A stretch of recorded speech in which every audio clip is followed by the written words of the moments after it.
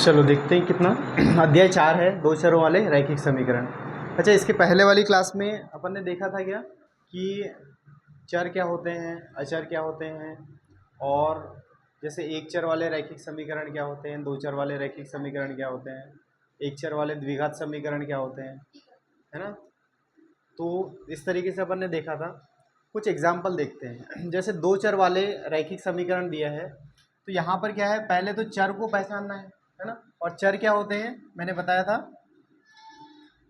जो चर है वो किसको बोलते हैं, जिसकी वैल्यू चेंज होते रहती है ना।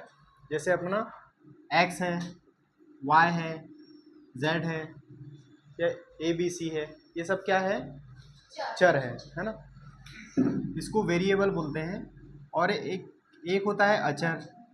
अचर मतलब क्या, जिसकी वैल्यू अपन चेंज नहीं कर सकते। जैसे मान लो कोई संख्याएं हैं 1 2 3 4, ये सब क्या है, कांस्टेंट वैल्यू है, मतलब अचर है। ठीक है। अब क्या करेंगे, यहाँ पर दो चर वाला जो रैखिक समीकरण है, इसका एक बेसिक फॉर्मेट होता है। क्या होता है, ax plus B Y plus C is equal to 0। ठीक है। ये क्या होता है, ये एक फॉर्मेट होता है किसका, दो चर वाले रैखिक समीकरण का। रैखिक समीकरण है, इसका मतलब ये है कि घात एक होना चाहिए। समझ में आ रहा है क्या। सबसे पहले अपन दो चर बोले, तो दो चर यहाँ पर देख लिए। दो चर कौन कौन से, यहाँ पर x है और y है। ठीक है, दो चर कौन कौन से हैं, x है और y है, दो चर है। उसके बाद रैखिक समीकरण है, तो रैखिक समीकरण मतलब चर की जो अधिकतम घात है वो कितनी होना चाहिए, एक होना चाहिए, है ना। चर की अधिकतम घात एक होना चाहिए। तो यहाँ पर देख लो चर की घात कितनी है, यहाँ पर x के ऊपर 1 की पावर है, यहाँ पर y की पावर कितनी है, 1 है। और ये तीनों a b और c, ये सारे के सारे कांस्टेंट वैल्यू है, मतलब ये अचर है। तो यहाँ चर और अचर दोनों का कॉम्बिनेशन चल रहा है ना। तो यहाँ पर एक फॉर्मेट मुझे मिल गया, कौन सा, ax plus B Y plus C is equal to 0। ये किसका है, रैखिक समीकरण का, या दो चर वाले रैखिक समीकरण का फॉर्मेट है ना। अब इसी के आधार पर हम क्या करेंगे, जैसे मान लो कुछ एग्जांपल दे देते हैं यहाँ पर। जैसे मान लो 2x plus 3y plus 12 is equal to 0।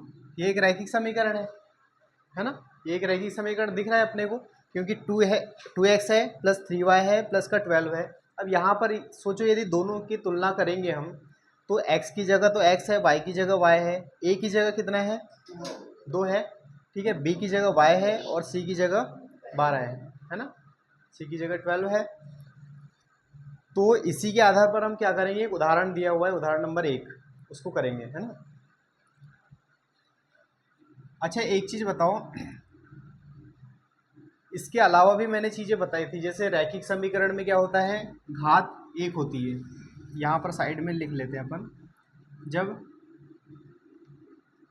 चर की जो अधिकतम घात है,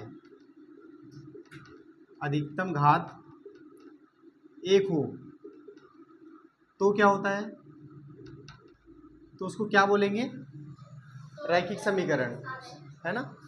इसको बोलते हैं रैखिक समीकरण। जब चर की अधिकतम घात 2 होती है तो उसको द्विघात समीकरण बोलते हैं। ठीक है, तो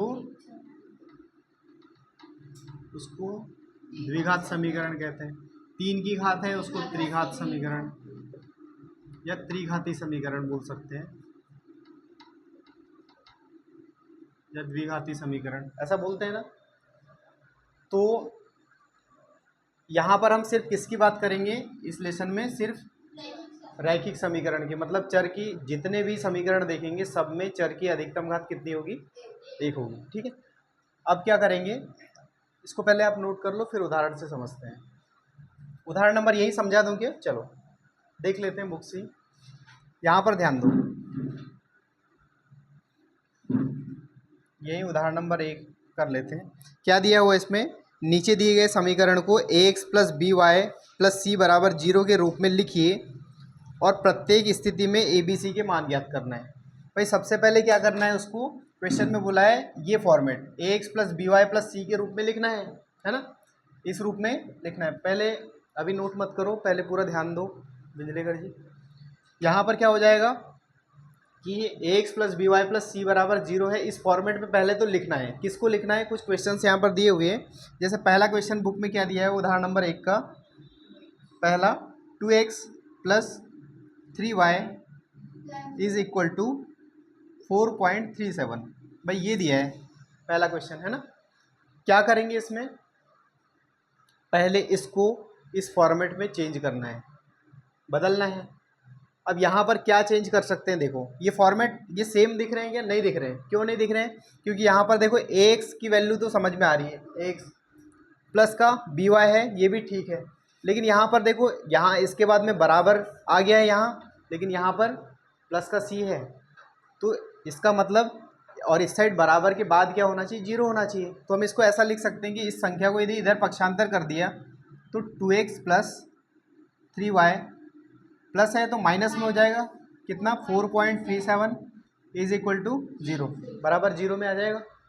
अब देखो चेक करो, इस फॉर्मेट में आया है क्या? ax plus B Y plus c, मतलब c की वैल्यू माइनस में हो सकती है ना। यदि आपको चाहे तो इस फॉर्मेट केवल यहाँ प्लस लाना है तो इसको ऐसा भी लिख सकते हैं, कितना? 2x प्लस 3y और प्लस यहाँ प्लस का c है ना, या प्लस का c लग सकते हैं, और ब्रैकेट में क्या हो जाएगा? माइनस का 4.37 इतना।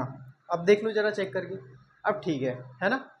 अब ये तो कर दिया अपन ने, किस रूप में ला दिया इसको? ax plus B Y plus c के रूप में ला दिया है इसको, ठीक है। अब क्या करेंगे? a b और c के मान ज्ञात करना है। तो मुझे बताओ कि यहाँ पर क्या करेंगे? इससे तुलना करेंगे। तो मैं लिख देता हूँ कि ax plus B Y plus c बराबर 0, इसको बॉक्स में कर देते हैं, से तुलना करने पर क्या हो जाएगा भाई? a की जगह देखो, एक का मान कितना है? नहीं, सिर्फ 2 है। भाई x की जगह x है, दो की, a की जगह कितना है? 2 है ना। x की जगह x है और a की जगह 2 है, तो a का मान कितना हुआ? 2 हुआ ना, 2x थोड़ी होगा। उसके बाद देख लो, y की जगह y है और b की जगह कितना है? 3 है, ठीक है, 3 है। तो b की वैल्यू कितनी हो जाएगी? 3। यहाँ पर देखो c की प्लस की जगह प्लस है, लेकिन c की जगह माइनस 4.37 है, मतलब c की वैल्यू कितनी हो जाएगी?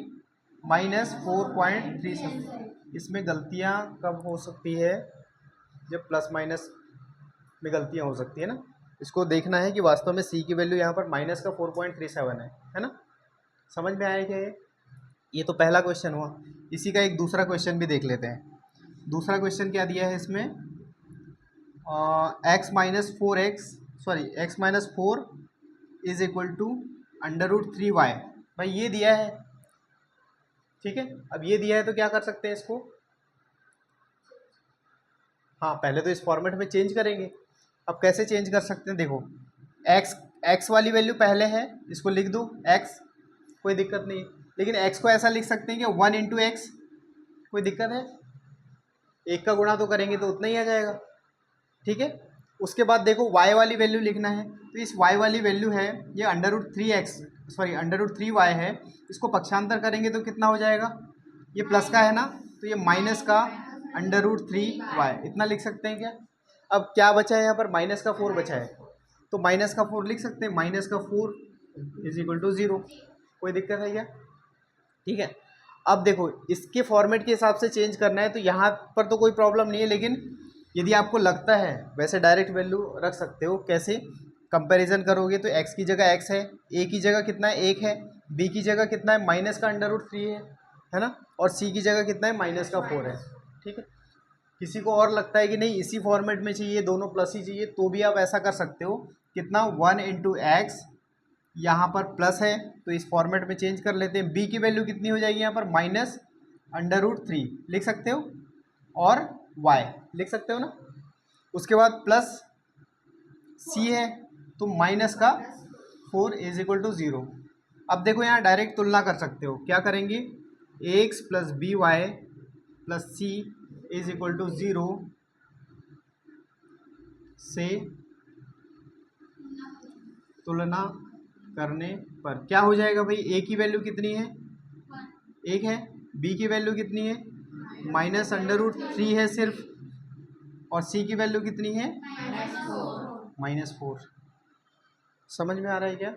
आप डायरेक्ट यहाँ से भी तुलना कर सकते हो, फॉर्मेट यही है, इसका जो रूप है वो यही वाला है, इस तरीके से लिख सकते हो।